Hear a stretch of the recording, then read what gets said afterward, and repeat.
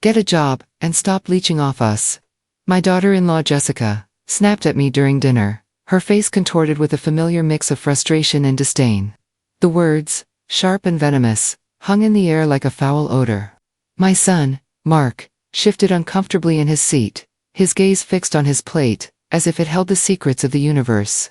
The silence that followed was thick, heavy with unspoken resentment. I couldn't help but laugh. It started as a low chuckle, a deep rumble from my chest that I tried to suppress. But the absurdity of the situation was just too much. The chuckle morphed into a full-blown laugh, a joyous, uninhibited sound that echoed through their meticulously decorated dining room. Jessica's eyes widened, a mixture of shock and fury replacing her earlier frustration. "What's so funny, Elizabeth?" she hissed, gripping her fork so tightly her knuckles turned white. "Is the thought of contributing to this household a joke to you?" I dabbed at my eyes with my napkin, still smiling. "Oh, sweetheart," I said, my voice dripping with an affection I didn't feel. "You have no idea." Little did she know, her cruel words were the furthest thing from the truth. Little did she know that I, Elizabeth, a seemingly penniless widow living in their spare bedroom, was secretly sitting on a hidden fortune worth over $5 million. My late husband, David, had been a brilliant, albeit eccentric man. He wasn't a corporate titan or a tech mogul. He was an artist, a sculptor who worked with discarded metal, turning scrap into breathtaking masterpieces. His art was a commentary on consumerism, a beautiful irony that only a few truly appreciated. For years, we lived a simple, quiet life. Our home was modest, our clothes were worn, and our meals were humble. We were rich in love and art, but poor in the eyes of the world. David had a secret, though. He had a small, private gallery where he displayed his most profound works, pieces he refused to sell to anyone he deemed unworthy. He saw them as his children, and he wouldn't let them go to just anyone with a fat wallet. He had an intuition, a sixth sense, for genuine appreciation. But one day, a man walked into his gallery, a man named Mr. Chen, and everything changed. Mr. Chen wasn't just a collector, he was a visionary. He saw what David saw, the soul in the scrap metal, the story in the rust. He didn't just buy a few pieces. He bought the entire collection, every single sculpture David had ever created. But he didn't just buy them for himself. He bought them for a new, state-of-the-art museum he was building in London. He offered David an amount that made my husband's eyes water, a staggering $5 million.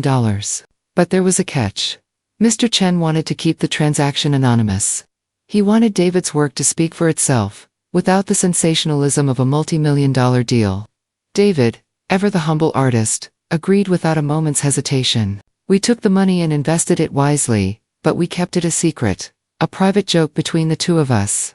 We continued living our simple life, enjoying the freedom of knowing we were financially secure, without the burden of being rich. Then David died. He passed away peacefully in his sleep, leaving me with our secret, our shared legacy. I could have moved to a beautiful condo, traveled the world, or lived a life of luxury. But I was old and lonely. My son, Mark, was all I had. When he offered for me to come live with them, I accepted, hoping to reconnect with him and his new family. I didn't tell them about the money. I wanted to see if they loved me for me, not for my potential wealth. I wanted to see if family still meant something in a world so obsessed with money. But the past 2 years had been a slow, painful revelation. Jessica was a beautiful, ambitious woman, but she saw me not as a mother, but as a burden. My presence was an inconvenience, my existence a drain on their resources. Every day was a subtle reminder of my failure. My daughter-in-law's passive-aggressive comments about my lack of contribution were a constant, nagging symphony of disapproval. She would leave catalogs for job agencies on the coffee table, accidentally mention how expensive groceries were getting, and complain loudly about the rising cost of utilities in my presence. Mark, my son, was caught in the middle, a silent observer, torn between his wife's demands and his love for his mother. I had watched them, these two people who were supposed to be my family, chasing after a life of luxury they couldn't afford. Their home was filled with expensive furniture bought on credit, their cars were leased, and their vacations were funded by debt. They were drowning in a sea of materialism, and they were looking for a life raft. A life raft that, in their minds, I should be building for them. They saw me as a charity case, a retired woman living off their goodwill. Little did they know, I was an investor, a silent partner in their life. watching their choices unfold with a quiet, sad amusement. Until tonight. Tonight, the charade was over. Jessica's words, so full of contempt, were the final straw. My laughter was the release, the shedding of a mask I had worn for too long. I leaned back in my chair, the laughter subsiding into a small, knowing smile. "Sweetheart," I said, my voice soft but firm, a stark contrast to my earlier mirth. "Maybe you should start looking for a new place to live." The effect was instantaneous. Jessica's jaw dropped, her face pale. Mark, finally looking up from his plate, stared at me with a mixture of confusion and shock. "Mom, what are you talking about?" he asked, his voice a bewildered whisper. "I'm talking about your house, dear," I said, gesturing around their beautiful dining room with a graceful sweep of my hand. "This beautiful home, the one you so proudly show off to your friends, is mine." Their silence was all the proof I needed. I reached into my purse, a worn leather bag that was a gift from David, and pulled out a single sheet of paper. I slid it across the table to Mark. It was the deed to their house, transferred into my name 2 years ago. I had made the purchase through a private trust. An anonymous transaction that even their real estate agent knew nothing about. I had wanted to secure their future, to give them a fresh start.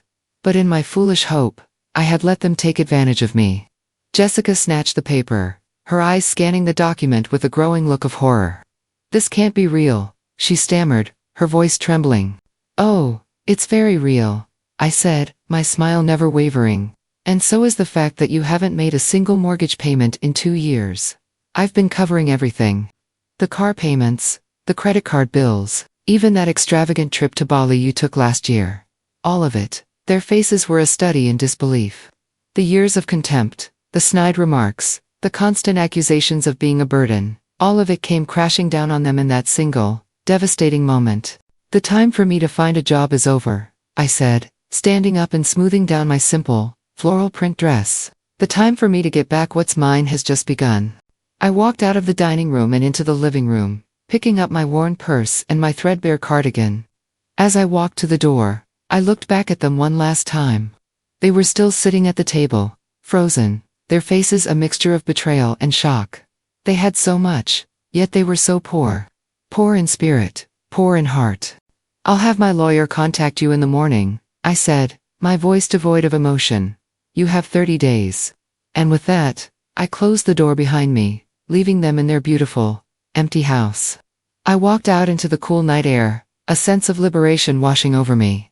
I was a millionaire, a widow, a mother, and for the first time in a long time, I was free. I hailed a cab and gave the driver the address to a luxury hotel downtown. It was time to start living the life I had so rightfully earned.